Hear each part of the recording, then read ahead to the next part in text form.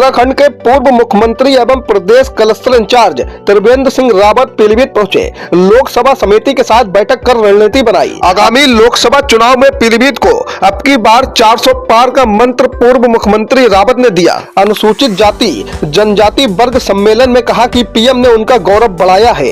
इसके साथ ही विपक्ष के गठबंधन पर जमकर हमला बोला है। साथ ही किसान आंदोलन को लेकर कहा कि एक साजिश के तहत कुछ राजनीतिक लोग पीएम की छवि को खराब करना चाह रहे हैं। भारतीय जनता पार्टी पीलीभीत के कार्यालय पहुंचे त्रिवेंद्र सिंह रावत ने मीडिया से रूबरू होते हुए कहा कि कश्मीर व बंगाल में गठबंधन खत्म हो गया। फिर से यह नेता एक बार कोशिश कर रहे हैं, लेकिन जब गांठें पड़ जाती हैं तो वह खत्म नहीं होती। उन्होंने कहा कि यह तथाकथित गठबंधन चलेगा ही नहीं। आने वाले टाइम में कई जगह पर लोगों को टिकट नहीं मिलेगा। इसके बाद गठबंधन में अफरा तफरी होगी। इसके साथ ही त्रिवेंद्र सिंह रावत ने कहा कि किसानों के नाम पर कुछ तथाकथित पॉलिटिक्स पार्टियां पीछे से लगी हैं। यह एक षड्यंत्र है। पीएम की लोकप्रियता को डैमेज करने का प्रयास किया जा रहा है। यह हथकंडा अपनाना ठीक नहीं है। जबकि सरकार लगातार किसानों से बात कर रही है। जिस तरह से वातावरण बनाया जा रहा है, इससे दिख रहा है कि किसानों के नाम पर अपने आप को कुछ लोग जिंदा कर रहे हैं। कुछ ऐसे तत्व हैं जो लोकतंत्र के विरोधी हैं, तो कुछ राजनीतिक लोग हैं। हल्द्वानी में हुए विवाद के मामले में बोलते हुए कहा कि उत्तराखंड देवभूमि है, अपराधों से मुक्त है। अगर कोई षड्यंत्र करेगा तो सरकार की निगाह उस पर है।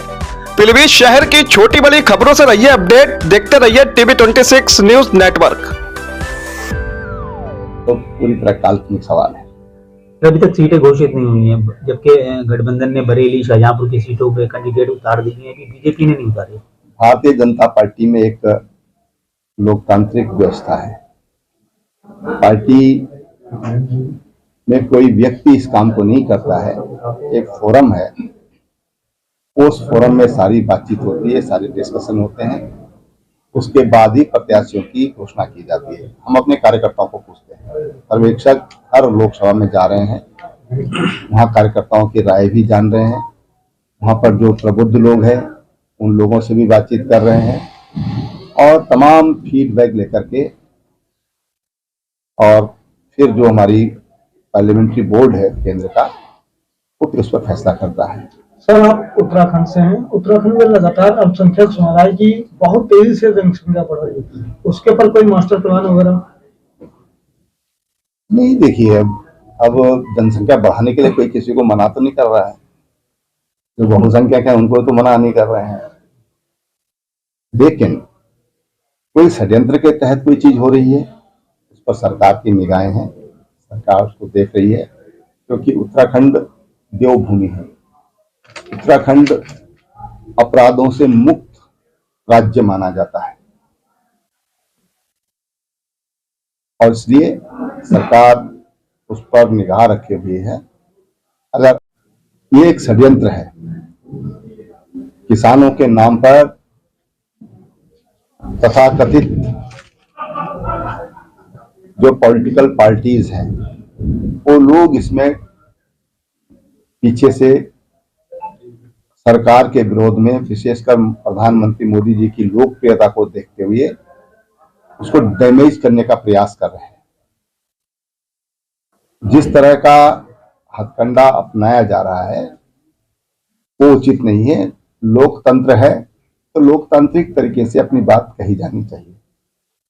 सरकार लगातार उनसे बातचीत कर रही है। सरकार ने कहा कि हमारे दरवाजे खुले हैं, लेकिन जिस तरह का वातावरण बनाया जा रहा है वो साफ साफ दिखाई दे रहा है कि ये किसान नहीं, बल्कि किसानों के नाम पर कुछ लोग अपने आप को जिंदा करने का काम कर रहे हैं। कौन लोग हैं वो? तमाम लोग हैं, अलग अलग जगह पर। हाँ, पॉलिटिकल पार्टीज के लोग भी हैं, कुछ ऐसे एलिमेंट्स भी हैं उनके साथ में कि जो ये कहना चाहिए कि लोकतंत्र के विरोधी हैं। देखिए, इस समय पार्टी की लोकसभा चुनाव की दृष्टि से ये फाइनल टच दिया जा रहा है। यद्यपि भारतीय जनता पार्टी के कार्यकर्ता 24/7 सक्रिय रहते हैं और पार्टी का जो संगठनात्मक ढांचा जो चाहिए चुनाव के लिए, वो पूरा ग्राउंड लेवल पर, या हम कहें कि बूथ लेवल तक, पन्ना स्तर तक ये बन चुका है। अब उसकी पूरी एक बार फिर पुनरावलोकन चल रहा है। कहीं पर कोई कमी है तो उसको दूर कर लिया जाए।